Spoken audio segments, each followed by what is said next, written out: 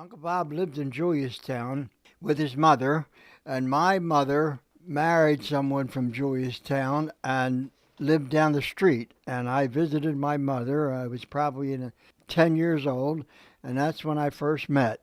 And then we became friends, and then he moved to Pemberton when he was in seventh or eighth grade, and then we met through school and enjoyed each other's company, and he was a very good friend. His mother and my mother used to go to Seaside in the summer every year for 3 weeks, and they would take us with us, and we would sleep on the beach and stay out all night and then really have a lot of fun. So we hitchhiked back and forth, and we used to take the train sometimes in Pemberton, and it would take us to Hamilton, and we'd get another train and go to Seaside Heights. And we rode bicycles all over the place, and I was a giant supporter of him wearing his hat. The kids used to tear his hat off and get him really upset, and I used to have to help fight with him to get his hat back because he was bald-headed at the time, and it was very, very embarrassing for him, and he really took it hard. So I always helped him out to get his hat or to keep his hat Why did he wear a hat? because he had no hair.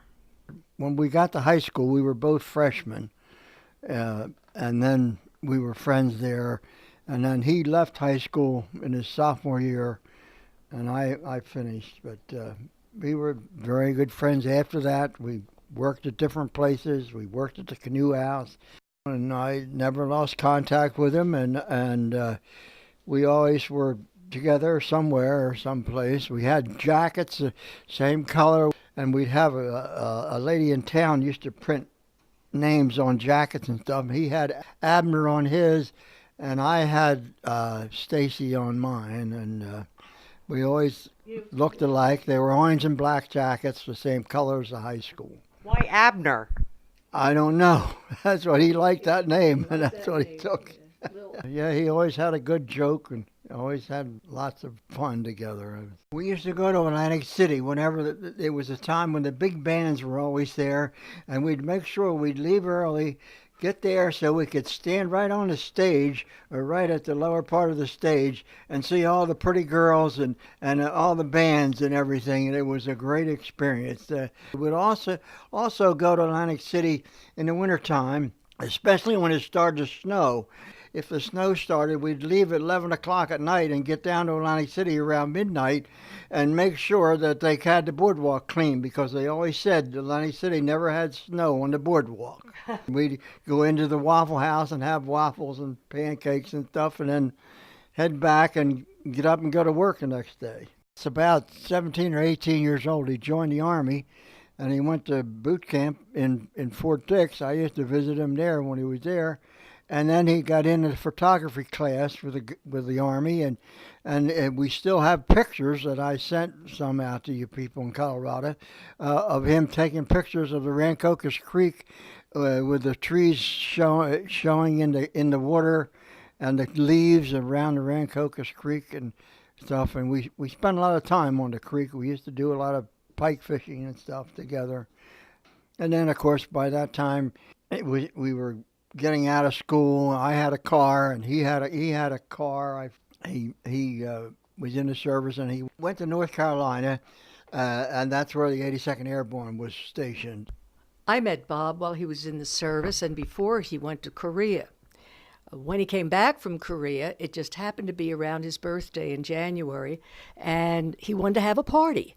And he said, he didn't want any big party or anything like that. He said, just so Dean and Kenny were there. And I said, don't you want to have a girl, as a date? Nah, I don't need a girl. I said, well, I got a nice one for you if you care. Okay. So we let him call May. And the first thing he said to her was, hi, would you like to have a date with a bald-headed paratrooper? And that was the beginning of a beautiful relationship. And he always visited us when he was home on leave. He always would come to see us and visit with us and stay with us and whenever he could. And then he met May. And when they decided to get married, Bob asked Stace to be his best man. And I was 5 months pregnant with Tommy, which is kind of important because after Tommy was born, May and Bob were his godparents. And they were on their honeymoon, and he got called to officers' candidate school. Here they are, just married, and he has to go away for 6 months. Wow. And eventually, he was at Fort Carson in Colorado Springs. And that's where they retired. And that's why they stayed there, because that's where they retired. One of my favorite stories is when Bob and I used to go to Seaside Heights in the summertime and ride the merry-go-round, and he was really great at getting the rings getting the gold rings so you get a free ride. And we used to be able to go down on the train and stay, and a local policeman in Pemberton by the name of Mr. Burke, he was a summer cop, and he used to bring us back to Pemberton. And another time, we were down there, and we had our own car, and we got caught jumping on the merry-go-round when it was in motion and stuff. And then we ran out the door, and they called the cops, and they chased us, and they caught up with us, and they said, "Follow us." So we followed them to the border where you go across the bridge to get out of Seaside in those days. And they said, "Get out of here, and for Christ's sake, don't ever come back."